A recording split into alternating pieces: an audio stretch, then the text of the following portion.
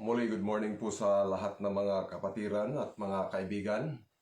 Tayo po muli ngayon ay live sa atin pong Facebook online na pag-aaral ng salita ng Diyos. At tayo din po ay live sa ating YouTube channel. Okay? So, sa umaga pong ito, napaka-importante po ng ating suhito na ating pag-aaralan sapagkat ito ay napapanahon, meet in due season sang ayon ng salita ng Diyos sa Matthew chapter 24 verse 45. At ito ngayon ang pag-aaralan natin, plagues before, now and after. Isa sa mga importanteng topiko na kinakailangan nating maintindihan at upang tayo ay magiging aware po sa ating kapanahonan ngayon, lalo't higit sa mga na-experience natin ngayon na pandemic sa pagitan po ng COVID-19. So tayo po'y magkakasama sa loob ng ilang mga minuto sa atin pong morning manna sa pagitan po ng mga salita ng Diyos.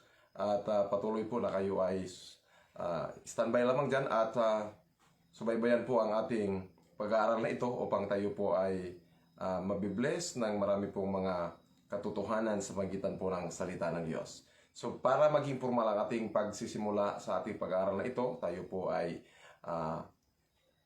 manalangin. Banal at makapangyarihan naming Diyos ng tahanay na sa mga langit, sa umaga pong ito kami po ay lumalapit sa inyo at nagpapasalamat. Maraming salamat sa isang buong gabi na kami po muli ay inyong iningatan. Kami po ngayon ay mag-aaral ng banal na salita. Kami po ay humihiling ng gabay ng banal na Espiritu na kami po ay pangunahan sa pag-aaral na ito. Pagpalain ang bawat viewers, lahat ng mga kapatiran, kaibigan, pamilya, at ang inyong iglesia sa buong sanlibutan. Maraming salamat sa inyong kabutihan. Itong lahat ay binihiling alang sa banal na pangalan ni Jesus na may tagapagligtas. Amen.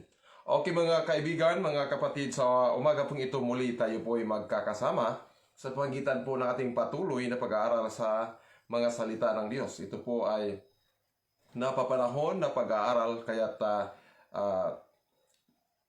ibubuhos po natin o bigyan natin ng panahon ang ating Panginoon sapagkat ito ang kanyang ibig sa kanyang bayan sa likod ng ating kahirapan, sa likod ng ating mga na-experience na ngayon na pandemic o anuman ang mga nangyayari sa mundong ibabaw, ang kanyang bayan ay mayroong panahon, enough time sa bawat araw na ating ibinibigay sa kanya or ibinigay o ibinubuhos sa inilaan, okay?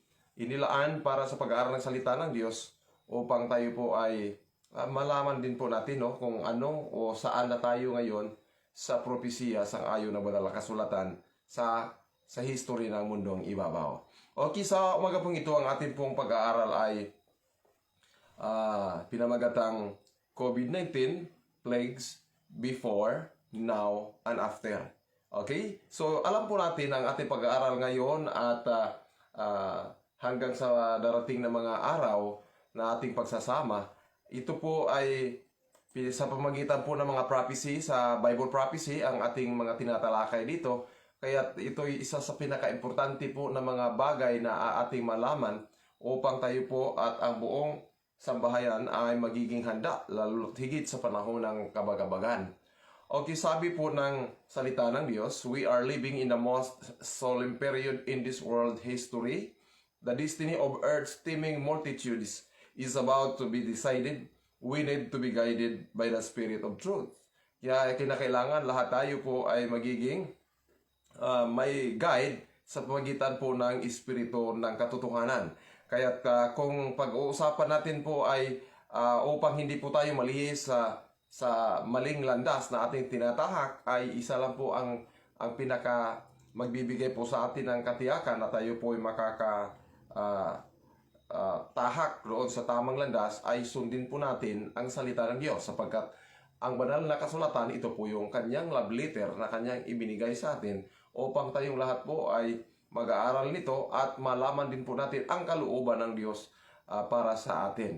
Ito po yung salita ng Diyos. Sangayon sa aklat na Maranatha, 140 page paragraph 4, the periods of the last days are upon us, and in our work we are to warn the people in the danger they are in.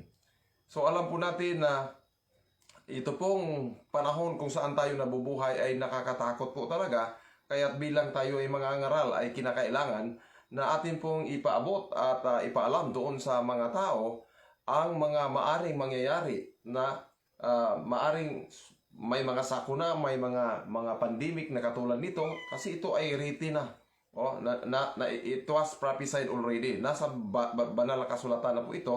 So ang ating pong gawain ngayon ay ang ipaalam doon sa mga tao itong maari, no? Itong na-express natin ngayon at mga possible na darating pa upang tayo pong lahat ay magiging handa sa kung ano man ang mangyayari pa sa ating unahan. Kaya ang sabi ng Diyos, let the solemn sins which prophecy has revealed be left untouched. May mga hula po o mga propesya na nasa banal na kasulatan na ang sabi ng Diyos ay huwag pahintulutan na mangyari ang mga bagay na ito, lalo't surprise ang mga pangyayari ito sa mga taong hindi po nagsihanda, lalo't sa mga taong hindi nagsisipag-aral, ay magiging sorpresa po sa bawat isa ito. Pero ang ating pong gawain bilang mga ngaral ay huwag nating pahintulutan na may mga prophecy na nakasulat sa banal na kasulatan, lalo't higit ang fulfillment nito ay nasa ating kapanahunan or in the near future, ito po'y mangyayari, ay ang ating pong gawain ay ating ibigay po yung babala doon sa iglesia or lalo't higit doon sa mga taong hindi pa alam ang katotohanan. Sa ngayon sa aklat na Last Events, page 24, paragraph 2, in the last scenes of the earth's history, war will rage. Sa huling mga tanawin sa history ng mundong ibabaw ay hindi na po kayang kontrolin yung digmaan, sabi po ng propesya. There will be pestilence, plague, and famine. Mangyayari po na magkaroon ng sakit at salot at saka gutom. Kaya sa pamagitan po ng COVID-19 ay partially atin pong na-experience ang mga bagay na ito. Nagkaroon po ng sakit, nagkaroon po ng salot at ang bunga nito ay matinding gutom sa buong mundo. The waters of the deep will overflow their boundaries. Property and life will be destroyed by fire and flood. So sangayon sa hula at ng prophecy, ng Bible prophecy, ay ang tubig ay lalagpas doon sa kanyang level, no? Sa pamagitan po ng mga baha, sa pamagitan po ng tsunami, ito po'y nagiging na-fulfilled ang prophesyang ito. At ang sabi dito, property and life will be destroyed by fire and flood. Sa daming mga lugar, sa daming mga panahon, maraming beses, paulit-ulit itong nangyayari na ang daming namamatay, ang daming property nasisira sa pamagitan po ng sunog at sa pamagitan po din ng baha. Kaya ang sabi ng Diyos, kasi ito ay napakabilis, ang successive ito na nangyayari sa ating mundo na tinitirhan, ang sabi ng Diyos, we should be preparing for the mansions that Christ has gone to prepare for them that love Him. Kaya ang dapat natin gawin ngayon, kasi ito po ay ang mga hula ay nagkatuparan na ang mga hula. Literally nakikita natin sa ating mga mata yung fulfillment ng prophecy ito. Kaya ang sabi ng Diyos, kinakailangan tayong lahat ay magsihanda na sa ating mga sarili upang tayo po ay makakasama sa Kanya, sa Kanyang ikalawang pagparito at makatira doon sa langit na bayan na Kanyang inihanda para doon sa mga tapat. Patuloy po tayo sa ating pag-aaral sa prophecy sa ngayon sa aklat na Last Events, page 24, paragraph 1. The end is near, provision is closing. All late as sake God while He may be found, call upon Him while He is near. Ito po yung sabi ng Diyos na kinakailangan hanapin po natin ang Panginoon. Siya po ay ating tawagin habang nandyan pa siya malapit sa atin, sapagkat darating ang panahon na kapag tatalikod na po ang banal na espiritu sa lupang ito ay hindi na po natin pwedeng tawagin ng Diyos, sapagkat kasi nakita ng Diyos ngayon sa langit na ang kasalanan ng tao ay talagang lagpas at umabot na doon sa sangkalangitan, no? Kaya kapag ito ay ibinigay ng Diyos, kapag mag-withdraw ang banal na espiritu, titake over automatically si Satanas. Kaya ang gagawin ni Satanas, haharbisin ni Satanas yung mga unprepared souls sa pamagitan po ng pagpapadala ng mga calamities, ng mga diseases, ng plagues, at ng iba pang mga bagay, no, mapanira upang patayin ang mga tao, lalo higit yung mga unprepared, yung mga walang panahon sa salita ng Diyos. Kaya ang madalas na tinatamaan ng malaking mga calamities na ito, ng mga destruction na ito, ay doon sa mga cities. Kasi sa mga syudad, madalas na wala na halos panahon sa espiritual na bagay ang mga tao doon. Kaya ito ang nakakalungkot na kapag hindi po natin na ipaabot ang pabalitang ito bilang ito ay warning doon sa mga taong nanahan sa mga cities, ay kawawa po no ang magiging mangyari kung itong mga bagay na ito ay ma-fulfilled. At anyway, nakikita natin, na-experience natin kahit sa mga news, sa mga maririnig at makikita natin, talagang ito ay nangyayari. Pero yung pinaka big one, yung yung future na darating, na ang pinaling ang fulfillment ng hulang ito ay mangyayari, talagang sino kaya ang makakatayo, no? Sino ang kayang may lakas upang harapin ang mga bagay na ito? Nakakalungkot at nakakatakot po ito, mga kapatid, mga kaibigan. Kaya ang sabi nga ng Panginoon, famines will increase, pestilences will sweep away thousands. Nasa propesya po yan. Last Day Events, page 27, paragraph 2, na ang kahirapan, lalo't higit yung gutom, ito ay tataas. Sa ating panahon ngayon, before COVID-19, okay, sa survey, mayroon pong namamatay na 126,000 a day na ang kadahilanan ay gutom. Ay pagpasok po ng COVID-19 ay talagang mas doble or triple pa ang nagsasakripisyo dahil sa hirap ng buhay, dahil tayo ay hindi normal po na makapagtrabaho. So marami mga company na nag-close temporarily at alam mo na, tayo po ay sa daming mga lugar, sa daming mga bansa ay nagkakaroon po ng lockdown, nagkakaroon ng quarantine. Maraming mga tao hindi talaga makapaghanap buhay. Ay may mga suporta ang government sa ilang mga buwan, or hindi naman nakapag-survive. Lalo tigit dito sa atin, hindi po ganun, no? Dahil hindi po tayo ganun kayaman.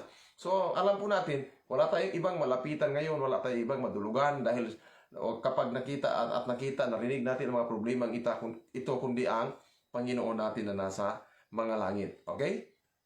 So, patuloy po dito sa Last Day Events, page 28, paragraph 1. The plagues of God are already falling upon the earth. Ito po ay present.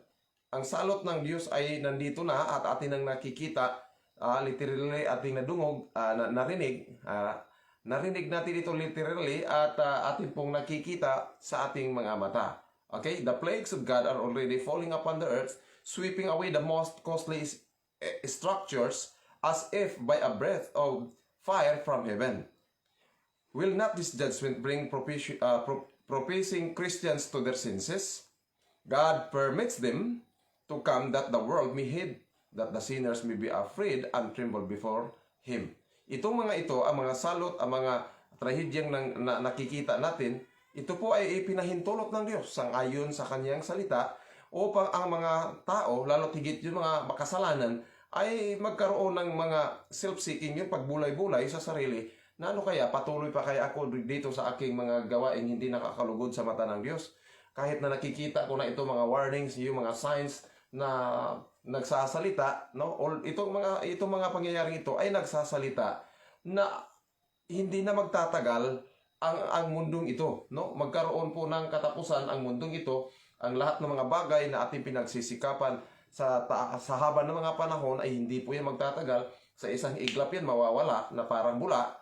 Kaya ang atin pong gawin na bilang ito ay advice ng Diyos sa bawat isa sa atin, na nawa bigyan natin ng priority o pansin yung ating spiritual na aspito upang tayo po ay magkaroon ng katiyakan na kung itong mga bagay na ito ay darating, tayo po ay magiging handa. Bago pa man, alam ninyo mga kapatid, sangayon sa banal na kasulatan, bago pa man ang COVID-19, maraming mga plagues na, yung mga salot na nangyayari na experience ng mundo.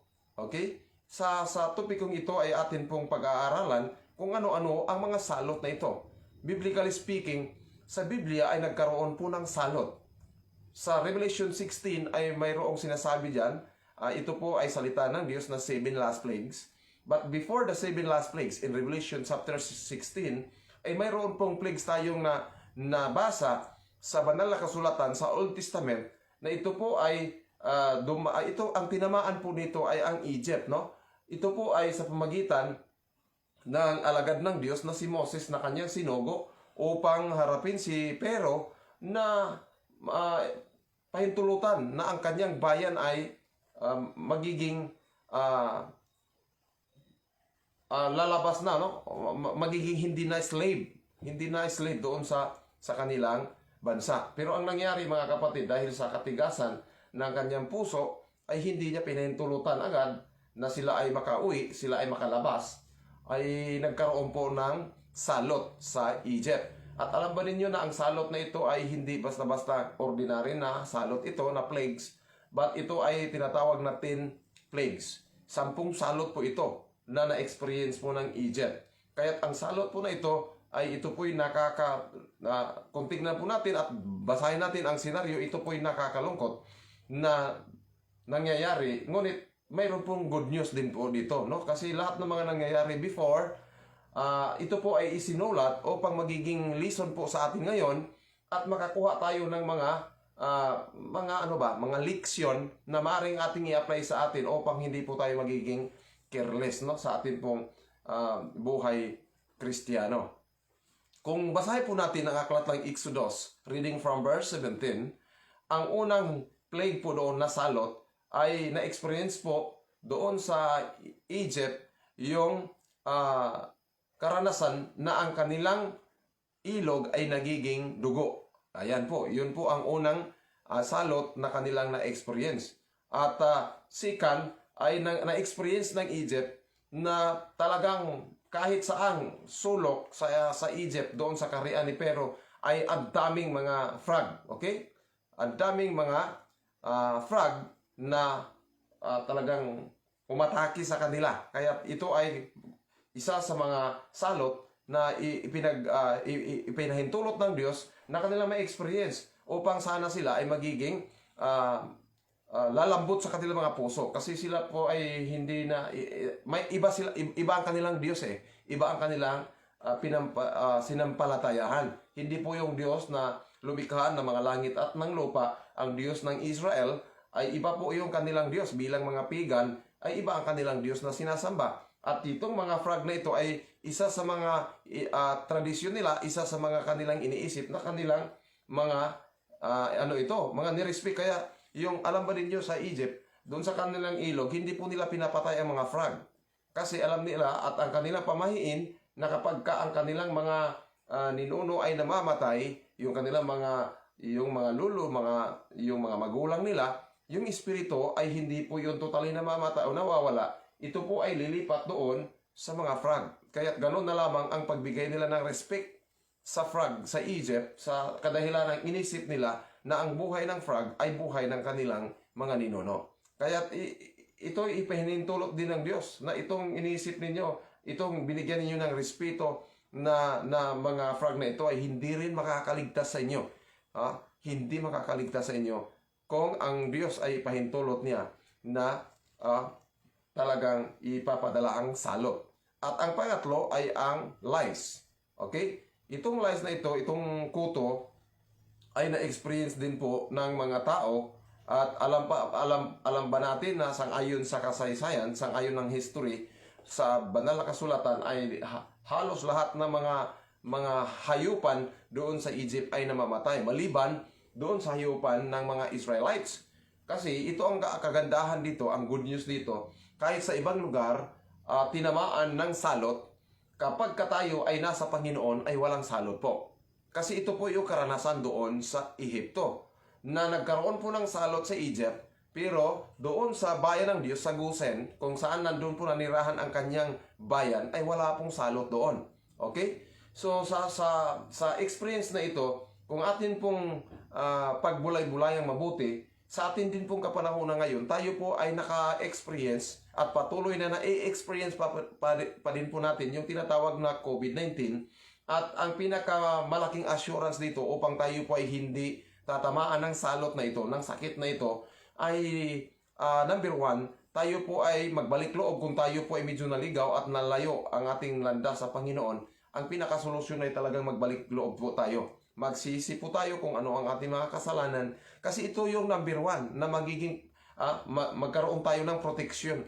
Kasi without God, we can do nothing. No? Wala po tayong magagawa kung walang Diyos. Ano mang protection, ano mang face mask, ano mang face shield na gagamitin natin dyan, ano mang ilang alcohol ang mauubos natin dyan para sa ating mga kamay, kung wala namang Panginoon sa ating buhay na magbigay ng protection sa atin, talagang hindi safety ang ating buhay at malagay tayo sa alanganin. Mapapahamak po tayong lahat.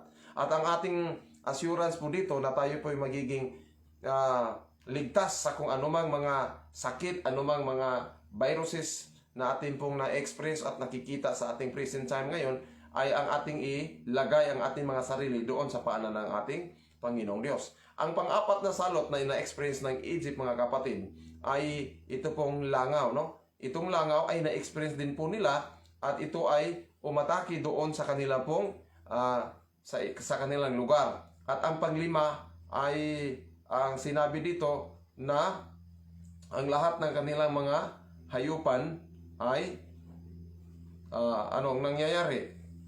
Na nasa sa kanilang mga field, mula doon sa kanilang kabayo o basta mga hayupan nila ay namamatay. So, grabe no, kung titignan po natin yung plagues na kanilang naranasan ay grabe. At ang pang-anim dito ay itong boils, no?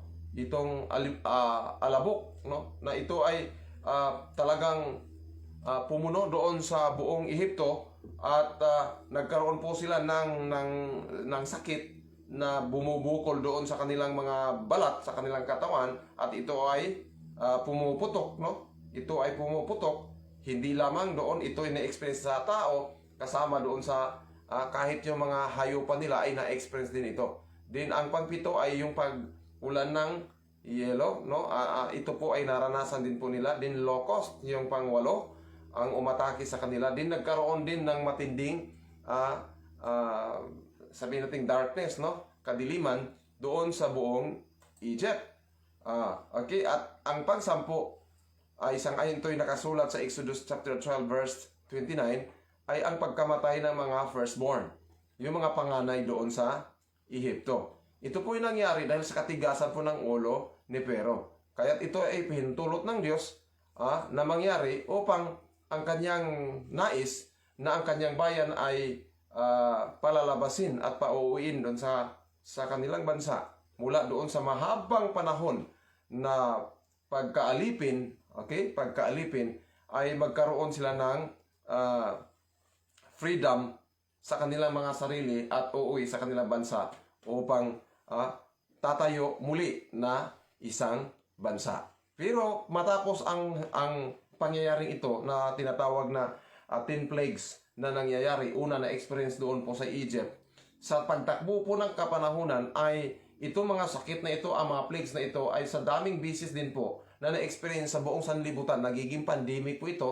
kasi yung nangyari sa Egypt ay epidemic, pagka sinabing pandemic, ito po ay pang worldwide. Sa ating kapanahunan, sa pagtakbo ng panahon, mas na-experience ang maraming pandemic pa. At sang-ayon sa history, sa mundong ibabaw, mayroon po ang tinatawag sa ating pag-aaral 10 most worst pandemic viruses in history. Okay? Hindi pa kasama dito yung COVID-19. But pag-aralan po natin bakit ito ay pinahintulot ng Diyos, baka may mga lesson na gustong ipaabot ang Diyos sa bawat isa sa atin. Okay? Ang unang pandemic, mga kapatid, ay tinatawag na third pandemic cholera outbreak. This was 1852. Ito po yung nangyari 1852 to 1860. So 8 years po ang kanyang tinagal, no? Ang tagal. The cholera virus is a bacteria infection, food and water that have cholera bacteria. So ito po ay nanggagaling sa tubig at pagkain na iniinom. This was called third cholera outbreak because it's the third time the cholera virus is spread to a lot of people. Ito po ay tinatawag na cholera outbreak kasi ito po ay pangatlong bisis na umatake ang virus na ito. Ito po ay nanggaling sa India. Okay? Coming from India, the virus spreads to Europe. So ito po ay kumalat hanggang Europa. And it was known to be the deadliest among all the cholera outbreaks in the history. Okay? Bakit the deadliest siya?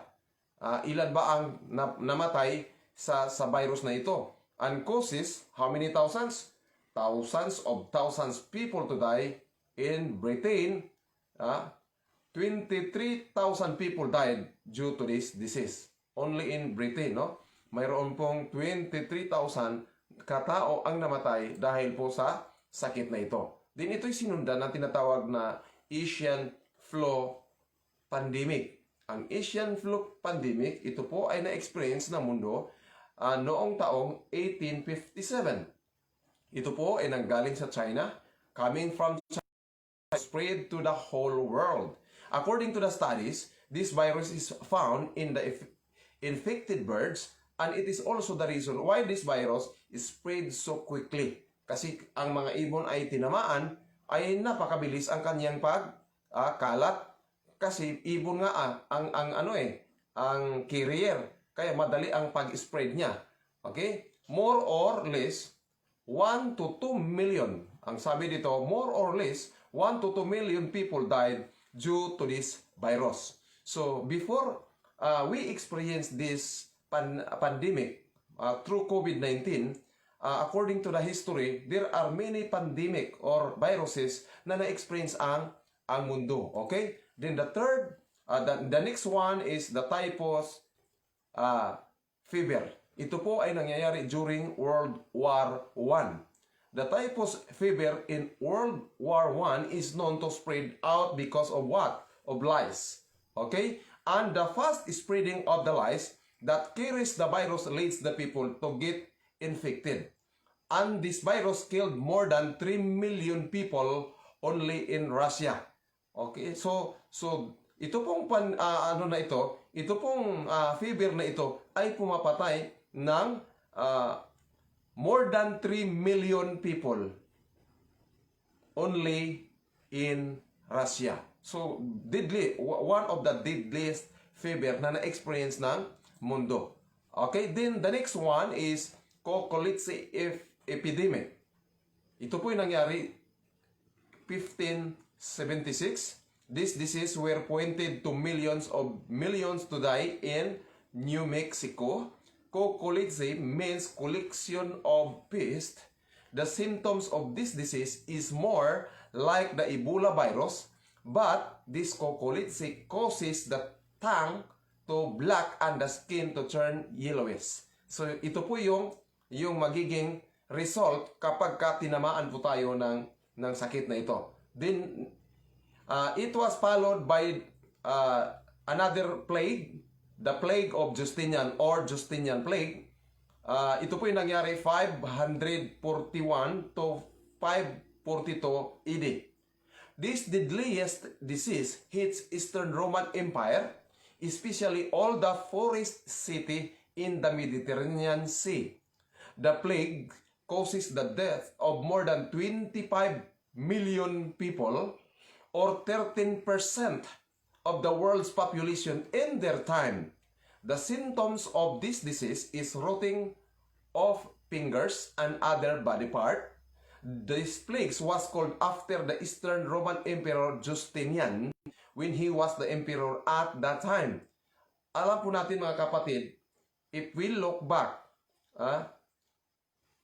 the Dark Ages, in Revelation 12:6, naka-experience po ng tinatawag na Papal Supremacy 1, and it was started during 538 BC to 1798.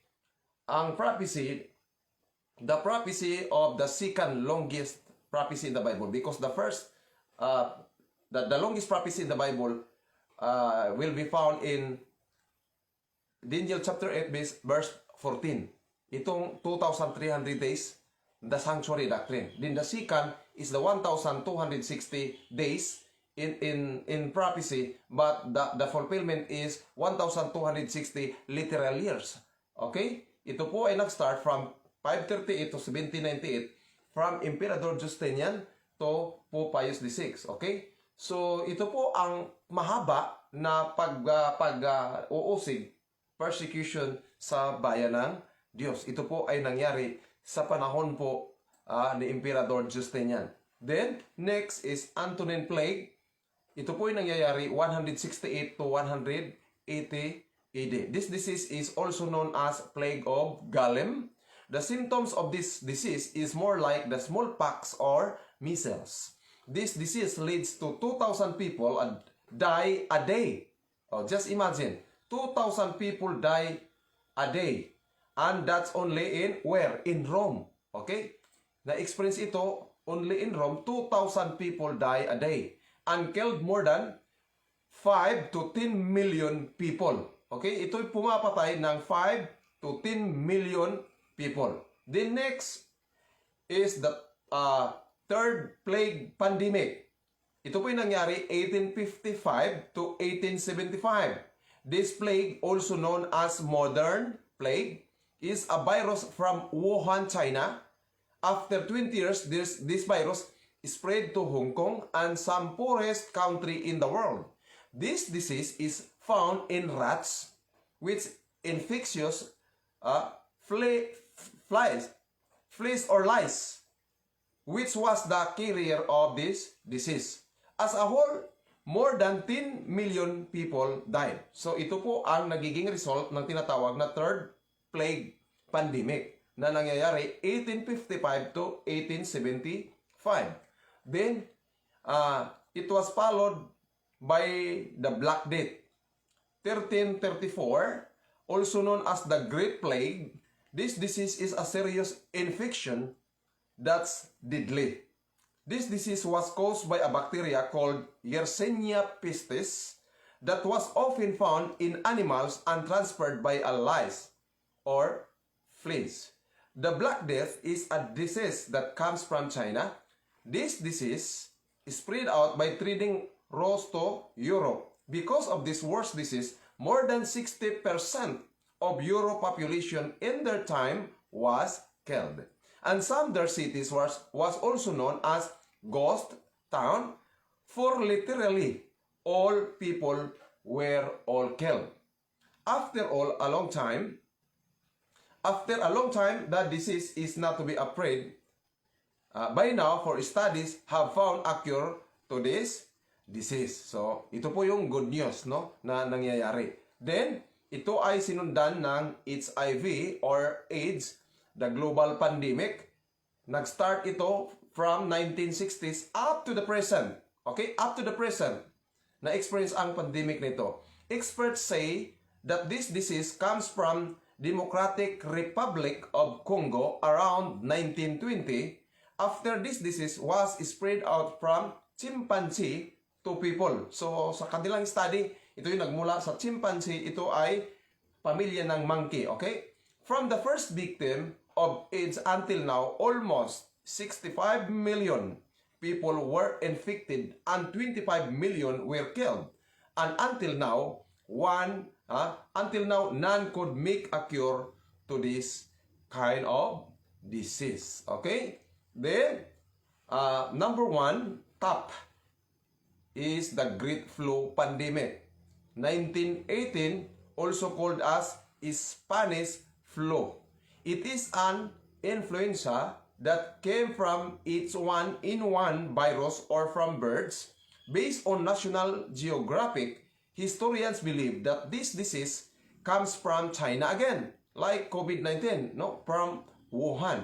So, according to the world history, ang maraming viruses ay maraming participation ang China.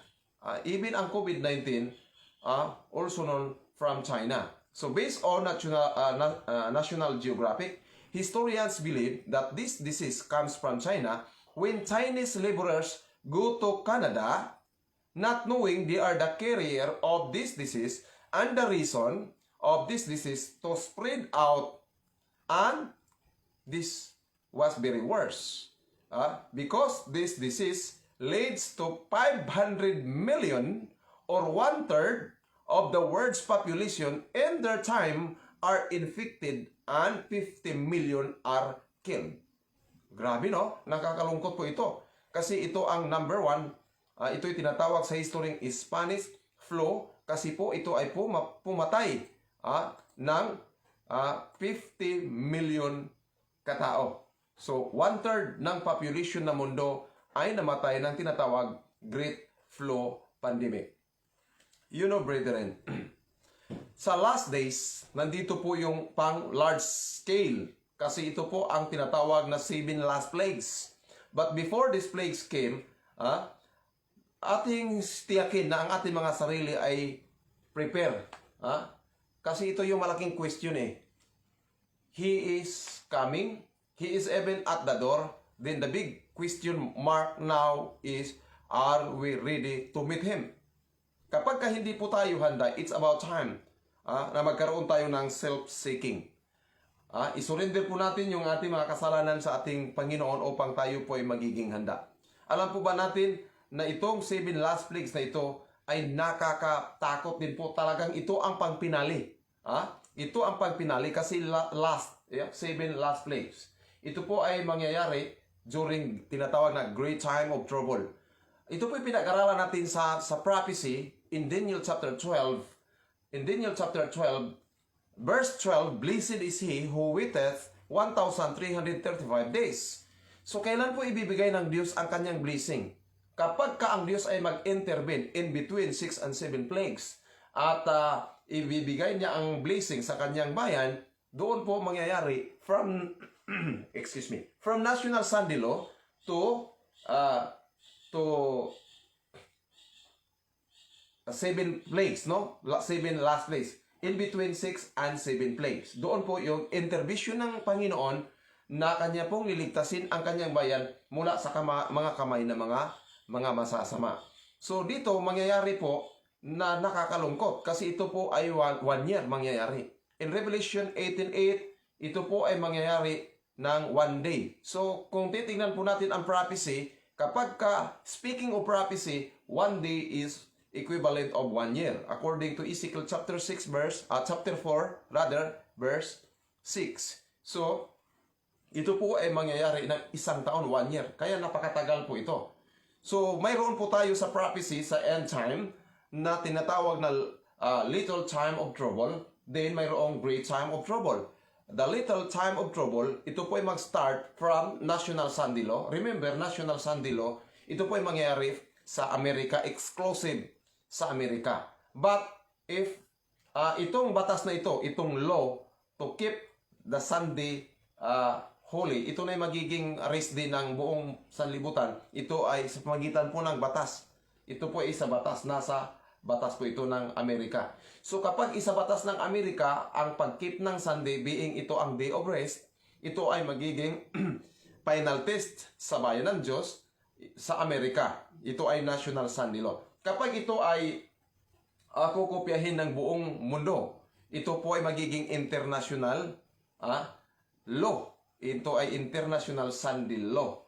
Kaya ang mangyayari, ito ay final test sa lahat ng bayan ng Diyos. So, mag-start po dito tinatawag na little time of trouble.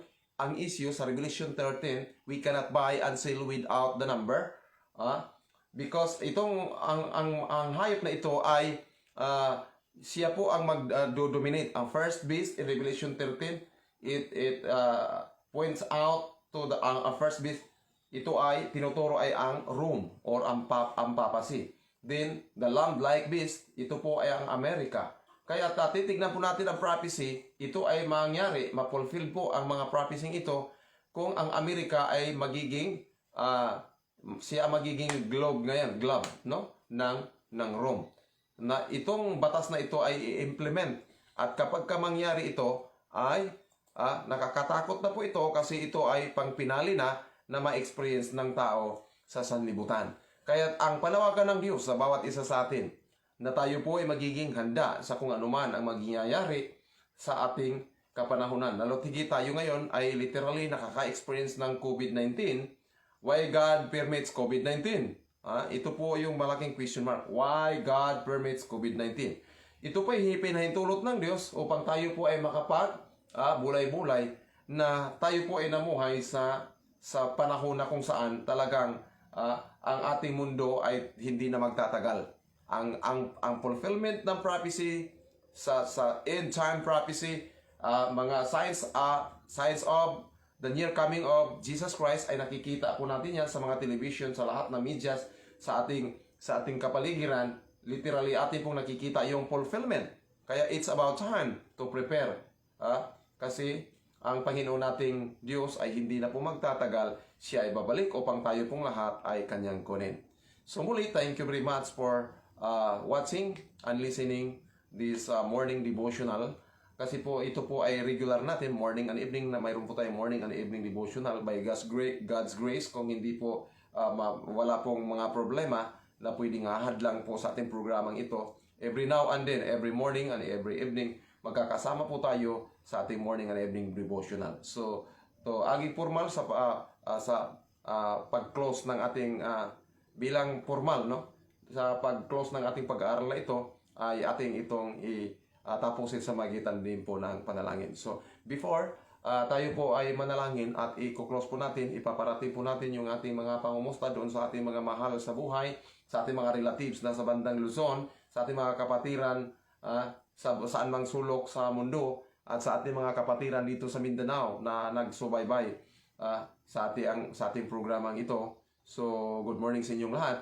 Nawa ang Diyos ay patuloy na magbibigay na kanyang biyaya sa bawat isa sa atin. Tayo po ay manalangin. Dakila at mahabagi naming Diyos na ang tali na sa mga langit. Maraming salamat o Diyos sa inyong patuloy po na paggabay sa bawat isa sa amin. At nakatapos kami muli sa pamagitan po ng pag-aaral ng iba na salita. Patuloy o Diyos na kaming lahat ay tulungan upang lahat ng ito ay manatili sa aming puso at isipan. Tulungan kami, hindi kami madala sa mga kaparaanan ng kaaway na kami po ay mapasok or mahulog sa kanyang patibong. Patuloy kaming gabayan sa bawat araw ng aming pamumuhay. At patawarin kami kung saan kami nagkukulat nagkasala. Lahat ng ito ay aming inihiling sa pamagitan ng banal na pangalan ni Jesus na tagapagligtas. Amen. So once again, thank you very much for listening.